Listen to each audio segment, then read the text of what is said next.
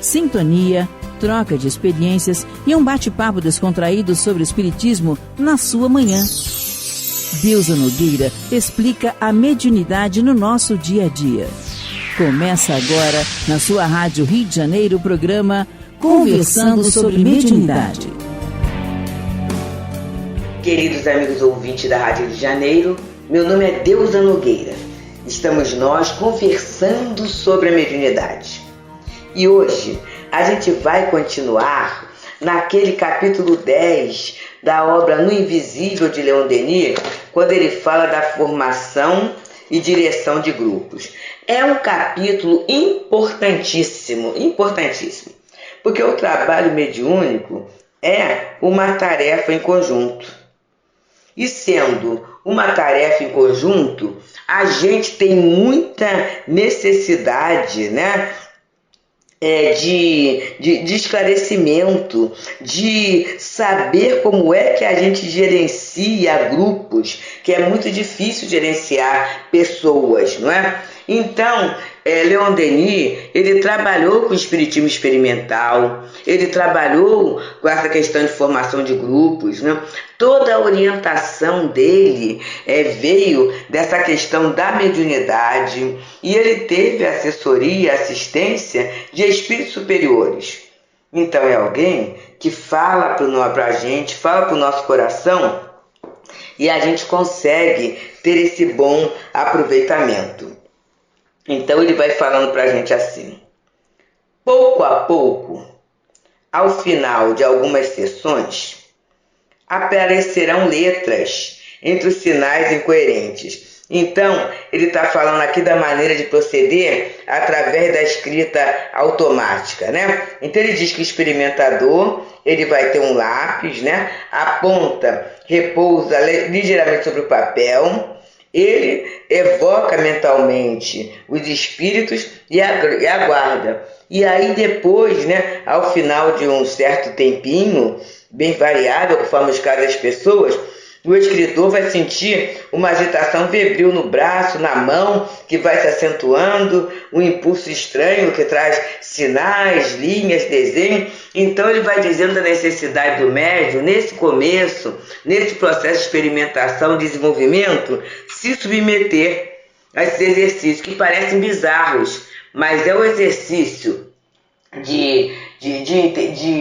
vamos dizer assim, de aferição daquele médium. E aí ele continua trazendo para a gente. Pouco a pouco, ao final de algumas sessões, aparecerão letras entre os sinais incoerentes. Depois virão palavras e frases. O médium obterá mensagens, primeiro breves e consistentes em algumas linhas, mas que se alongarão cada vez mais à medida que sua faculdade progredir. Finalmente, virão instruções mais precisas e mais extensas. E aqui, gente, Leon Denis está falando do caso daquele médium mecânico. Quem é ele? É aquele que nasceu com esse compromisso mediúnico, que tem essa mediunidade. Porque o médium, ele pode ser psicógrafo, mas não ser um psicógrafo mecânico. A gente tem uma quantidade enorme de médiuns, né, psicógrafos intuitivos. E o intuitivo, ele vai sentar à mesa, vai colocar a mão dele, né, do papel, e não vai vir nenhum impulso, nenhum movimento, nada disso. Mas vai começar a brotar na sua cabeça uma torrente de pensamentos. E é importante que ele vai escrever os pensamentos que vêm. Vai escrevendo. Deusa, mas aí não tem a censura, não. Nesse momento ele vai escrever. E é claro que depois ele vai ler, né? E vai passar, olha a importância do grupo, vai passar pela avaliação do grupo. Vai passar pela avaliação daquele grupo. E aí o grupo vai começar a ver, né, a importância que se tem, o tipo de assistência, porque muitas vezes não, e Kardec fala lá no Livro dos Médiuns, quando ele fala no capítulo do desenvolvimento da mediunidade, que quem começa a desenvolver o médium é esse espírito inferior. É esse espírito complicado. Sabe? Então ele que vai começar a desenvolver esse médium. A partir daí, se for sempre esse, aí tem que se observar se é falta de flexibilidade mediúnica, se é um processo obsessivo que o médium está passando. São muitos aspectos que vale a pena trabalhar em grupo, porque sozinho a gente não tem noção de muita coisa. Mas quando a gente está na beleza do trabalho em conjunto, a gente ganha muita experiência, né? A gente ganha muita colaboração, inclusive a sustentação fluídica. A sustentação fluídica do amor, do grupo, a egrégora espiritual da casa, tudo isso são fatores facilitadores para que o médium se desenvolva bem. Então, aqui ele está falando da escrita automática, da escrita mecânica, que vai acontecer. Se o médium tem essa mediunidade, gente, vai acontecer logo, tá vendo? Não adianta ficar insistindo o tempo todo para a mediunidade mecânica. Não, vai acontecer logo. Inclusive porque quase sempre ele é colocado num grupo em que há essa força fluídica. E tem uma outra questão. Ele vai ser colocado, né, quase sempre, tem no grupo médiuns evocados, que é o chamado médium excitadores, que Kardec chama, que é aquele que ele não tem uma mediunidade direta, mas a presença dele faz com que o fenômeno aconteça, né? Então ele vai estar ali. E aí, continua Denis nos falando, durante o período dos exercícios, o médium poderá trabalhar fora das reuniões todo dia em hora fixa, a fim de ativar o desenvolvimento da sua faculdade. Mas, logo que esse período chegar ao fim, logo que as manifestações revestirem um caráter inteligente, ele deverá evitar o isolamento, não trabalhar mais, exceto na sessão, e submeter as produções de sua mão ao controle do presidente e dos guias do grupo. Olha, meus amigos, é algo muito sério esse trabalho sozinho, porque nesse trabalho sozinho, o médium ele pode entrar num processo de fascinação. A produção mediúnica vai acontecer, e se entra a questão da obsessão, o próprio espírito vai aconselhá-lo a se afastar do grupo, dizendo que não há necessidade dele estar no grupo, porque ele pode trabalhar sozinho. Olha só. E aí ele vai. E nesse trabalho sozinho, quase sempre, é um espírito só, que muitas vezes ele se apresenta com nomes diferentes, como se fosse um ator, né? E é um ator mesmo. E a partir dali, olha o médium enredado num processo obsessivo. Então, Leon Denis fala aqui, é um caso específico, né? O médium começou, ele pode saber que está fazendo exercício. E aí eu estou lembrando do filme do Divaldo.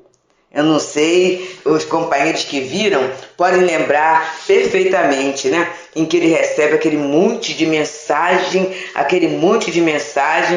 e um dia a Joana aparece, ele está achando, ele está guardado, né? Aquelas mensagens, aqueles cadernos, achando que pode ser publicado mais tarde.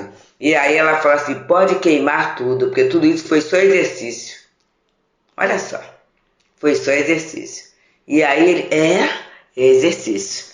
Então é essa humildade, né, que o médium tem que ter, e essa obediência, e esse espírito de equipe, porque ele fala, logo que as manifestações revestirem um caráter inteligente, ele deverá evitar o isolamento, não trabalhar mais, exceto na sessão, e submeter as produções de sua mão ao controle do presidente dos guias do grupo.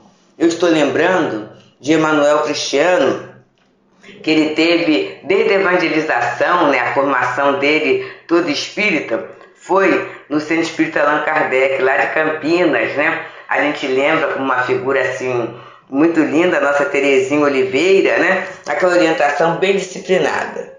E aí ele começou a receber as obras, inclusive aconteceu na Casa Espírita, é a mais conhecida dele, mas tem Bastidores da Obsessão, tem várias obras, né, que a gente pode aproveitar. Mas ele falava o seguinte: ele recebia a obra, a psicografia, imediatamente passava para o departamento doutrinário da casa. E aí o departamento doutrinário da casa é que ia ver o que ia fazer. Ele falou assim: o meu papel como médium era só receber a mensagem. E aí depois, quando ele vai para o Nosso Lar, né, que é um outro centro, a fundação do centro, mesmo assim, recebendo, aí ele já submetia a avaliação, né, do departamento doutrinário lá do Allan Kardec. Então, essa questão do médium aceitar, submeter a avaliação, a sua produção mediúnica é uma avaliação, é defesa para o médium, gente. Muita gente pensa assim: mas eu vou ficar preso, né? A crítica do outro. Não. Isso é um trabalho maravilhoso de defesa mediúnica, para livrá-lo da fascinação, para ajudá-lo a não ficar com ideias únicas, para impedir que ele não entre nesse trabalho de troca, porque o trabalho de troca é muito importante, fortalece. E porque tantas vezes o médium começa nessa produção solitária, e eu estou falando de experiência de alguns médiuns que passaram assim, e aí eles ficam com muita pressa querendo editar a obra.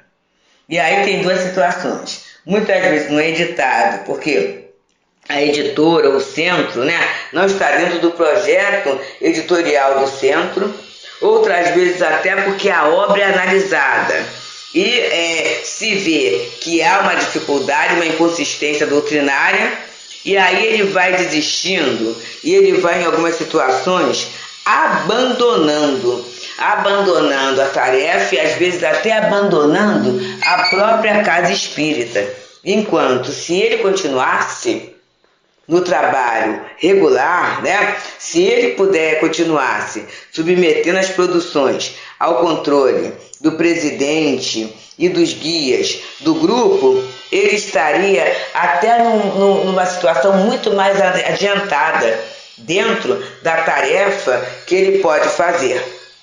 Então, gente, é por isso que a gente tem que estudar muito, né? A gente tem que estudar muito, a gente tem que meditar muito para que a gente não se perca. E não podemos esquecer que a mediunidade é neutra. Não é pelo fato de eu ser médium que está assegurada que eu vou ter a inspiração dos bons espíritos. Não é isso, não.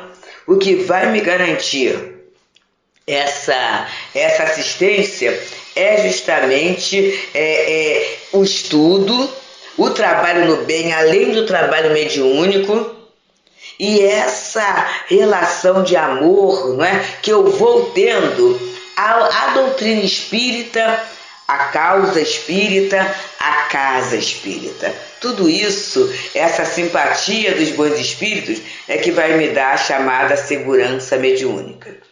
Amigos, queridos amigos e irmãos da Rádio Rio de Janeiro, meu nome é Deusa Nogueira, estamos nós conversando sobre a mediunidade e hoje estamos analisando o capítulo 10º da obra No Invisível de Leon Denis, que tem como título Formação e Direção dos Grupos. E ele continua, Leon Denis continua nos esclarecendo assim: existem diferentes processos para facilitar a comunicação alfabética. E é interessante que isso é mais histórico, né? Porque hoje nós já chegamos à fase de colocar o lápis ou a caneta na mão do médium, ou às vezes até o computador, né? Que alguns recebem até digitando diretamente, né? a mensagem. Então, houve uma evolução no método, mas a gente sabe que havia a questão das mesas girantes, a questão da tipologia alfabética e a questão, né, dessa psicografia através do alfabeto. Então ele vai falando aqui, ó, as letras são traçadas sobre um quadrante, na superfície da qual um triângulo móvel desliza. Então esse triângulo é a seta, né? Que vai falar que letra é. E aí vamos ver letra a letra, gente. letra a letra. E vamos pensar que muitas das mensagens que fazem parte da codificação, elas foram recebidas assim, letra a letra. Basta o contato dos dedos de um médium para transmitir a esse pequeno aparelho a força fluídica necessária. Então, está lá o quadrante, né, com aquela roda maior, com a letra do alfabeto, e tem lá o triângulo com uma seta. E aí, o médium levemente, às vezes ele nem precisa tocar, é uma distância, dependendo da força fluídica. E o triângulo, né, se desloca rapidamente e vai ter as letras escolhidas pelo espírito. E aí tem que ter uma presteza em copiar as letras, né, e é uma atrás da outra, e depois separar em palavras, em frases, em conjunto, para se tornar inteligível. E ele continua dizendo, em alguns grupos, as letras são indicadas com o auxílio de batidas dadas no interior da mesa. Outros se servem com êxito da cesta de escrever ou da prancheta americana. Os sistemas são numerosos e variados. Pode-se ensaiar com eles até que se tenha encontrado aquele que melhor se adapte aos recursos fluídicos e ao gosto dos experimentadores. E aí, gente, a gente hoje, todos nós temos a facilidade dos livros que chegam, né? E quantas vezes a gente não valoriza o livro espírita? A gente não valoriza o trabalho mediúnico, pelo contrário, às vezes até a gente engrossa movimentos de desqualificação. E a gente esquece quantas almas foram consoladas, quantos desmandos deixaram de ser praticados por uma página, por uma leitura, por uma peça de teatro, por exemplo, por uma canção, não é? Muitos recursos. E em tudo isso a gente vai vendo a atuação da espiritualidade socorrendo para que a gente possa ter uma vida com tanto mais de qualidade, né? Uma vida com tanto mais de produtividade, E aí a gente começa a ver a necessidade, gente, de afinização nos grupos mediúnicos. Nós estivemos, né, separados fisicamente um tempo. Alguns grupos já estão voltando ao trabalho mediúnico, voltando à convivência. Mas esse tempo de isolamento, até porque foi um tempo provocado, né, pela questão da pandemia, vamos pensar e vamos pensar bem. Todos nós fomos afetados, direto ou indiretamente. Eu posso até falar assim, não, comigo não aconteceu nada, não desencarnou ninguém na minha família, não desencarnou ninguém próximo, eu não tive nenhum problema, eu continuei o meu trabalho normal, eu continuei o meu trabalho normal, mas de uma forma diferenciada. Então, meus queridos, eu não estou querendo ofender ninguém, mas é só a gente pensar, e eu penso comigo também, né? Quando eu falo, eu estou falando de uma análise íntima também. A gente cria manias. A gente aprendeu, né, as coisas serem feitas no nosso tempo, já que a gente estava sozinho, então as coisas do nosso tempo, do nosso jeito. E aí a gente vai partir agora para uma experiência coletiva, extremamente coletiva. O nosso fluido se intercambiava com os companheiros, mas tinha uma plataforma digital funcionando. Em alguns momentos, eu desligava o som. Em outros momentos até, alguns desligavam a câmera. E a partir daí, como a gente aprendeu a fazer muito a leitura pelos olhos, pelo que a gente vê, aí naquele momento eu não estou vendo o que está acontecendo, né? E muitas vezes a minha sensibilidade não permite até que eu sinta o que está acontecendo ali. Mas daqui a pouco, e a gente tem que pensar que haverá um retorno, né, no tempo de Deus, não é o nosso, mas haverá um retorno, estaremos juntos à volta de uma mesa mediúnica. Estaremos juntos, junto à casa espírita para a tarefa do passe, para a tarefa do atendimento fraterno direto com o outro. E aí a gente vai precisar se adaptar a um novo tempo, porque não será como antes, porque não somos os mesmos. Com certeza não somos os mesmos. A experiência, ela trouxe para nós, né, um crescimento, uma evolução, um progresso. Mas vamos pensar que o outro também não é o mesmo. E que cada um de nós tem a sua história, tem um caminhar diferenciado. Alguns retornarão sofridos, né, com traumas, com inquietações. Outros até de nós nos ocupamos tanto das questões materiais, das questões do dia a dia, que a gente não consegue